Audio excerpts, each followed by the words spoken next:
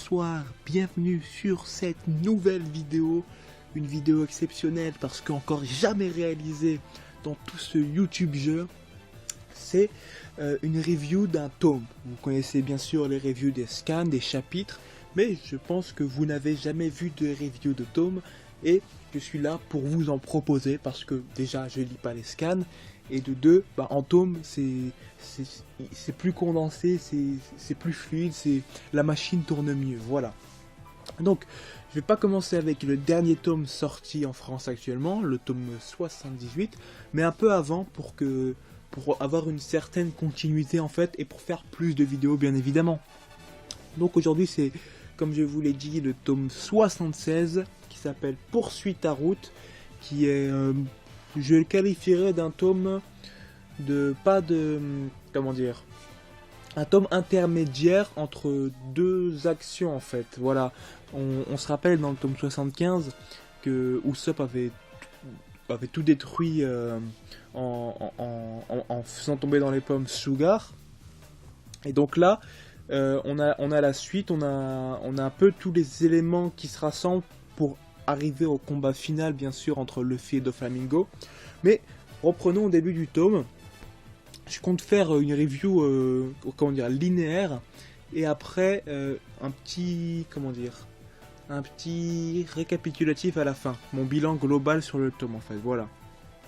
Donc on commence donc avec les combats sur le plateau qu'a créé Pika, le premier niveau, deuxième niveau, etc.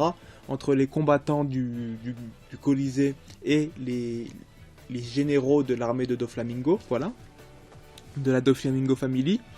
Donc ça c'est en fait globalement on voit qu'il y a une espèce d'évolution dans One Piece, parce que si on compare par exemple à d'autres combats similaires qui ont eu lieu dans la saga, par exemple sur Enies Lobby entre la Galela et la Frankie Family contre les militaires, voilà, c'était contre des militaires, c'est des combats un peu annexes sans intérêt. Là on a le droit à des vrais combats entre des combattants qui ont leur particularité, qui ont leur style de combat, même si je vous avouerai que je trouve ça un peu léger. J'aurais aimé que ça soit un peu plus détaillé, qu'on ait des trucs un peu plus longs. Là c'est souvent une page ou deux pages, voire quelques cases, et c'est dommage.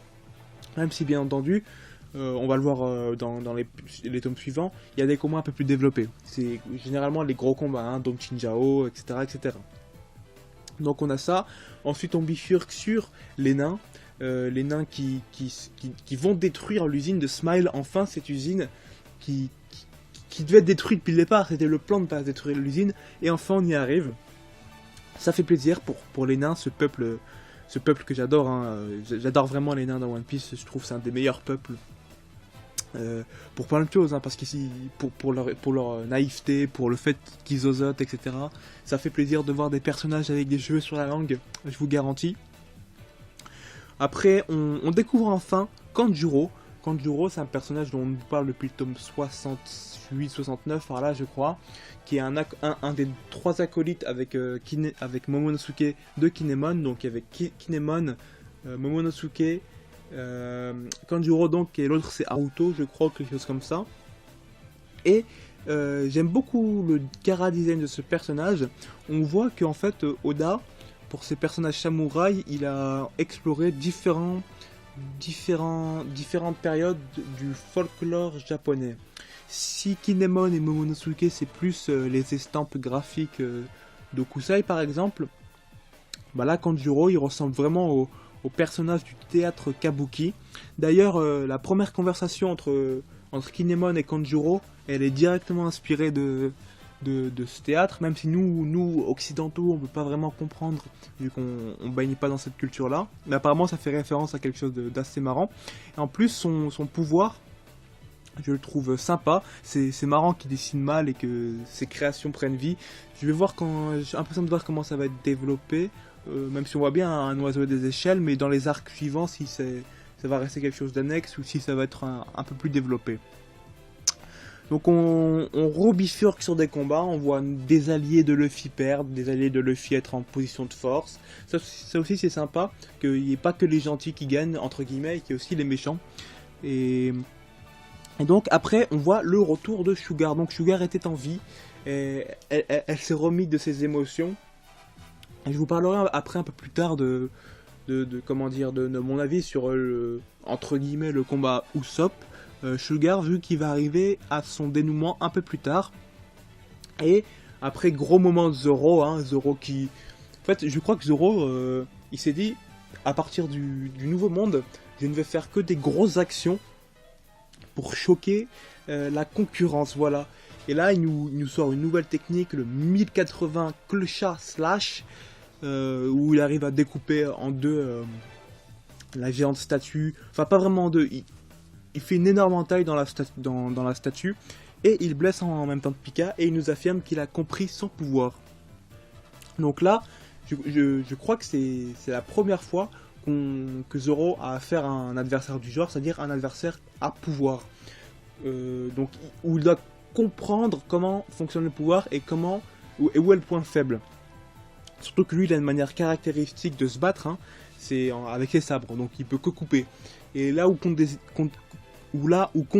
des ennemis comme Das Bones, où il devait couper du métal, hein, une nouvelle étape, ou contre Kaku du CP9, c'était un combat d'épée pur et simple, c'était un vrai combat.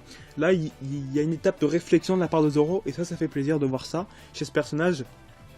Même si je vous avouerai qu'on va le voir dans les prochaines reviews, c'est quand même décevant que Pika soit pas plus fort que ça, voilà.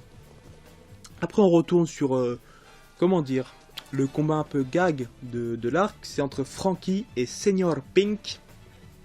Un combat vraiment exceptionnel, hilarant, hein. Franchement, à chaque fois que j'y vois ces deux-là, c'est mortel, quoi.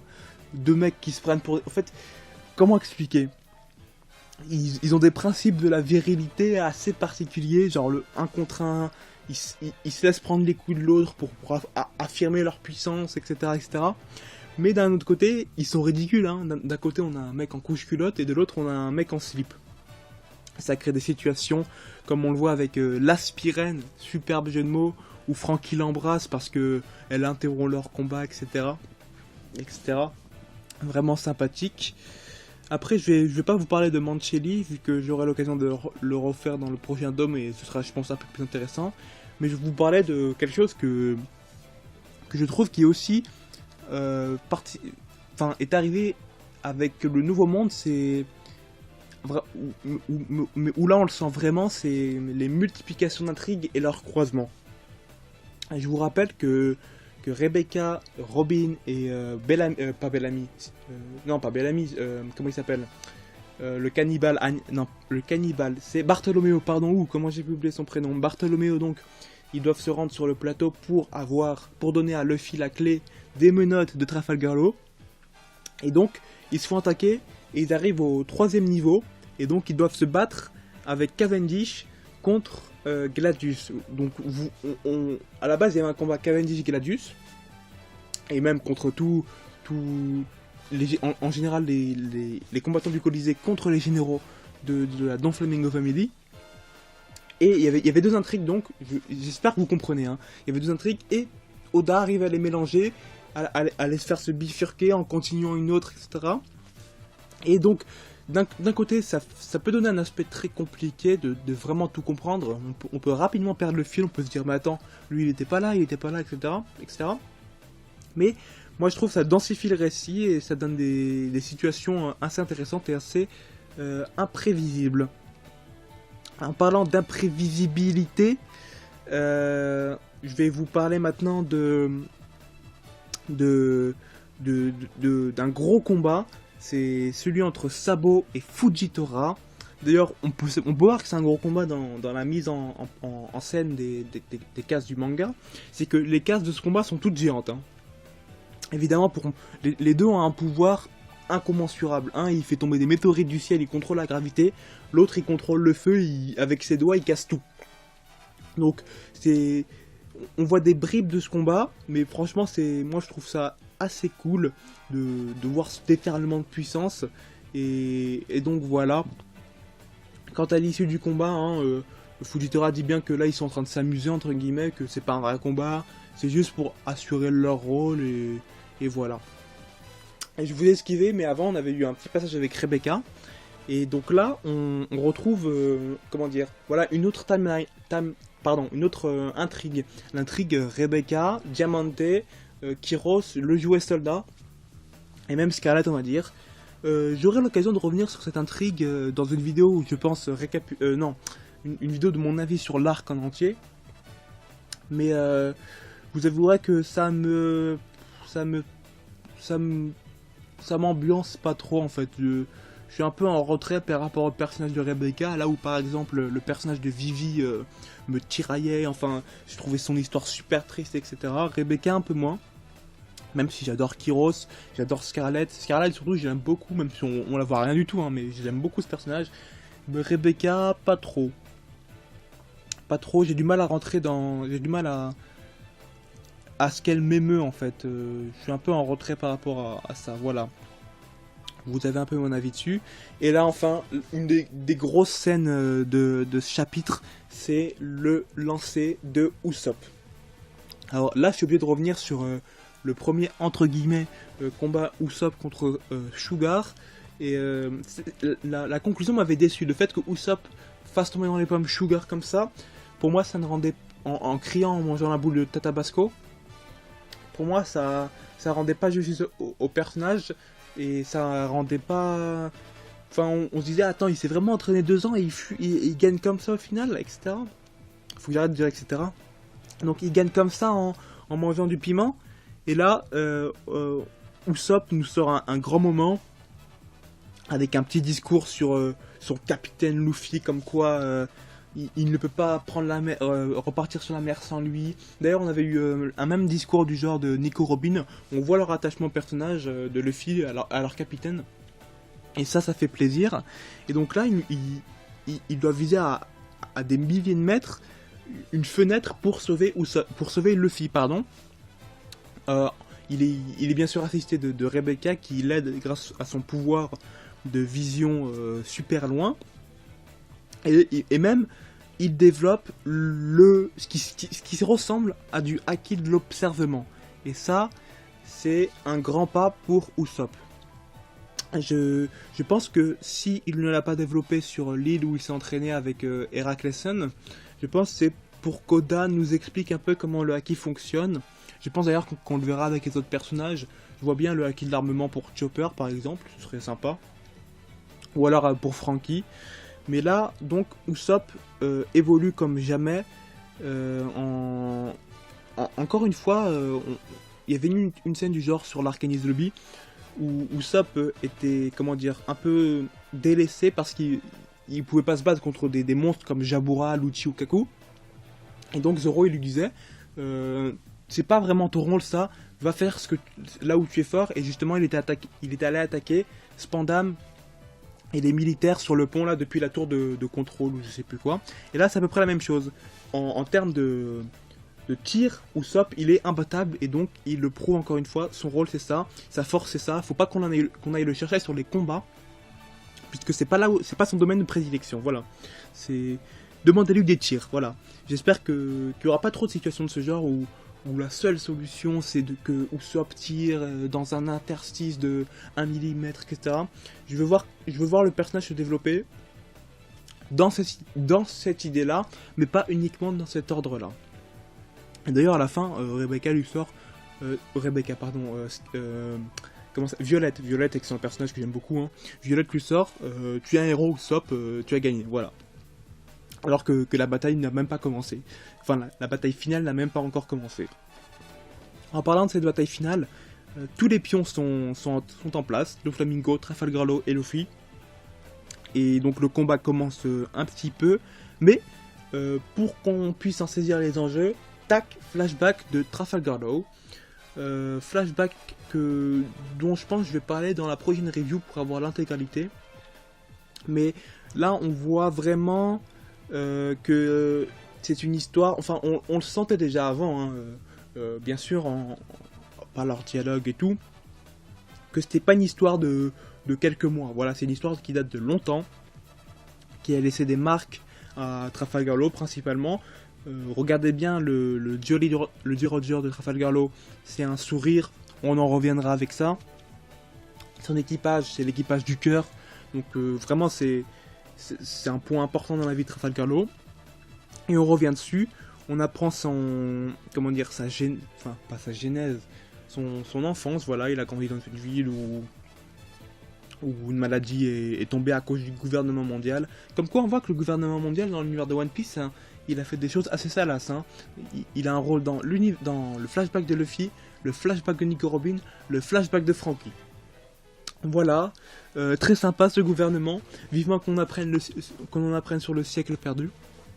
Et donc on voit les personnages plus jeunes, ça c'est sympa, et surtout le petit frère de Doflamingo, Corazon, un personnage gaguesque, hein, un peu maladroit, même beaucoup très maladroit, qui va nous révéler, qui va par le biais de l'eau nous révéler l'importance du dé. Va révéler c'est exagéré, mais déjà on apprend que Trafalgar Law porte le dé lui aussi. Et il va nous dire que les dragons célestes craignent le dé. Donc là, ça alimente plusieurs théories, comme quoi les dragons célestes étaient les ennemis des dés, les dés, qu'est-ce qu'ils sont exactement, etc. Mais ça, je pense que je vais en revenir plus sur le prochain tome, la prochaine review. Et je vais surtout vous parler du passé de Doflamingo en lui-même, son enfance, comme quoi il a grandi... c'est un dragon céleste déchu qui est passé par toutes les étapes de la vie. Il est passé de presque divinité à clochard qui doit se nourrir dans les poubelles et qui se fait lyncher par tout le monde. Et ça nous permet de mieux comprendre pourquoi ce personnage a vraiment la haine. Ça, on le voyait pas trop parmi les autres antagonistes de One Piece. Par exemple, Crocodile, il était juste un peu mégalo. Ener aussi. Lucci, lui, il aimait le sang, il aimait tuer, donc le CP9 lui a offert le permis de tuer. Et quoi encore, Kiko Moria, il voulait contrôler le monde, mais il était un peu nul, voilà. Mais là, je crois que c'est peut-être le seul flashback, je veux pas trop avancer, mais le seul flashback qui concerne vraiment un antagoniste de Luffy. Et ça fait plaisir. J'espère qu'on aura des personnages au background développés parmi les prochains antagonistes. Pas forcément un background méchant là, comme là, mais que des personnages aient leur motivation, leur conviction, et qu'elles se confrontent à celle de Luffy. Donc voilà, je pense qu'on arrive à ce tome que j'ai vraiment apprécié, qui se lit tout seul en fait, même s'il est un peu long. Il fait 11 chapitres, attendez, je vais vous dire, il fait, oui, 11 chapitres, ça c'est tout seul, il y a beaucoup de trucs intéressants, beaucoup de révélations. Et voilà, on sent qu'on arrive à la fin de cet arc. Et ça fait plaisir. Donc, je vous dis à plus. On se retrouve pour une prochaine vidéo. Salut! Et j'espère que vous avez aimé le nouveau micro.